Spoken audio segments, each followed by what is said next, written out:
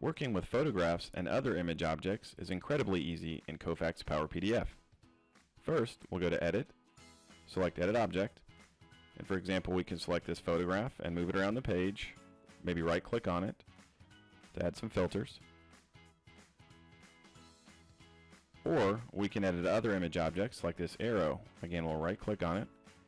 We can rotate it if we'd like. We can move it. And lastly, we can place new image objects on the PDF by selecting Place Image.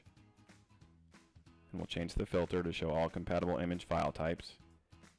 We'll click on the image we want. And there you go. It's just that easy.